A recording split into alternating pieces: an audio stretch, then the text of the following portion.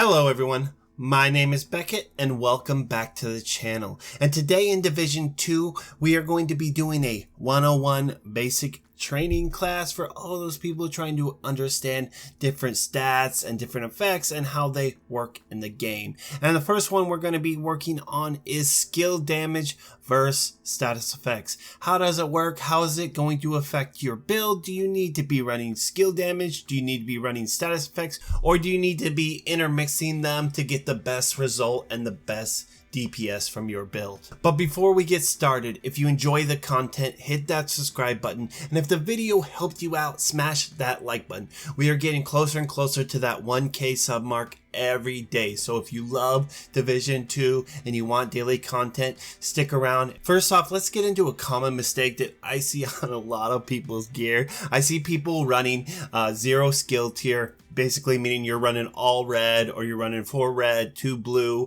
whatever it may be, and I see you have skill damage, and don't tell me, oh, it's the only piece I have, because I see you guys re-rolled it to max. So I see skill damage, status effects.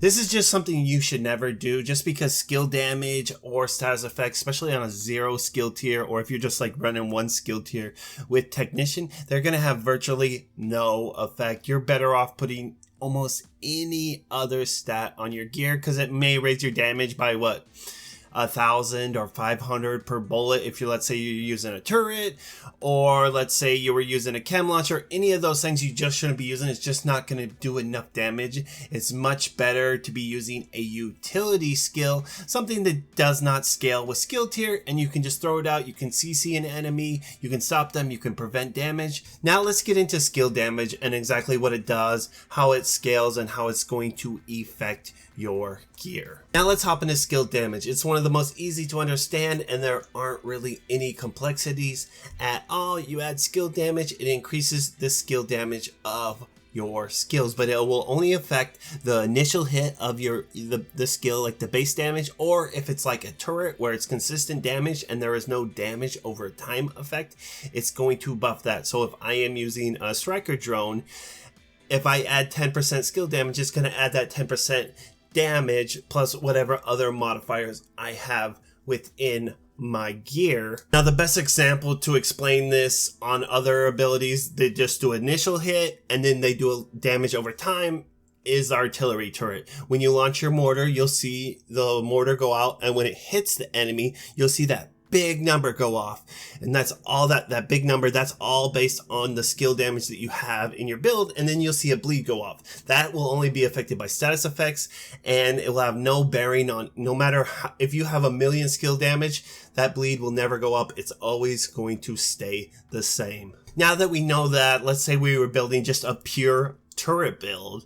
So we know the striker drone, it's not going to put a bleed up, it's not going to put a dot up, it's not going to put any status effect up. And we know the assault turret, it's just going to shoot bullets, it's not going to do any of the above.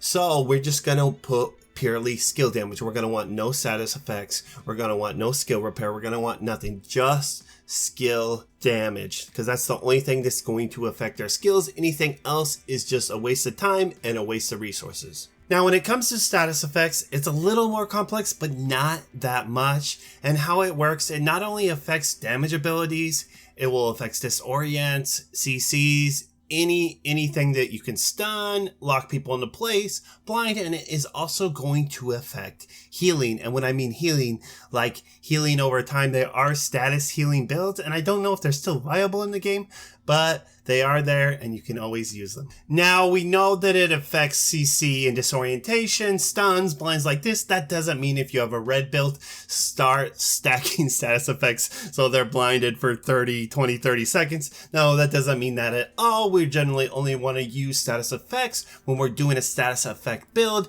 mainly for DPS, damage, to put out crazy damage over time effects. Now status effects is a twofold. It's going to enhance your skill by increasing the skill duration, and it's also going to increase the damage from each tick of your skill. So if we are using the chem launcher or the fire starter, it will do an initial hit. You'll see that initial hit. That is not affected by status effects. That is affected by skill damage, but the burn after that is where status effects is going to come into play. It's not only going to affect the damage, so if we had 10% status effects, it's going to increase each tick by 10%, but it's also going to increase the duration of the skill. Not the duration of the tick, it's not going to do extra ticks, but it's going to increase the duration. So if my bleed lasted for 10 seconds and then I had 10% duration, ideally it would last for 11 seconds. Now the same will go for CC. Although CC does not inflict any damage,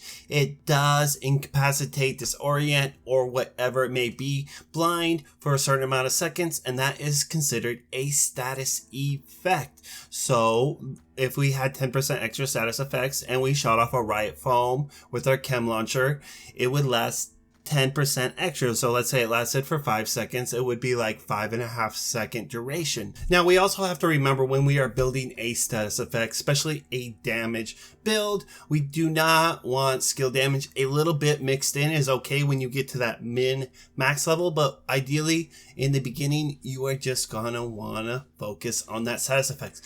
Even if there is initial damage and it looks high, it may be like 3 million initial hit, you are going to be doing far more damage with your burns with that max status effects and that duration. That duration is going to last so long, it's going to do more damage stacking status effects instead of stacking skill damage, no matter how hard that initial burst, because most skills that do that damage over a time effect, all their damage is backloaded into that instead of other skills like the turret where it's all just initial damage. That's all that matters. Now I hope this video helped you guys out and you have a better understanding of skill damage, status effects, and if you guys like this, I am going to be branching out and doing more videos like this, whether it's base weapon damage, any of these stats. I'm gonna go more in depth so you guys can know and make it more easier, especially those new players come to the game so they kind of have an idea of what it does and you can make the best build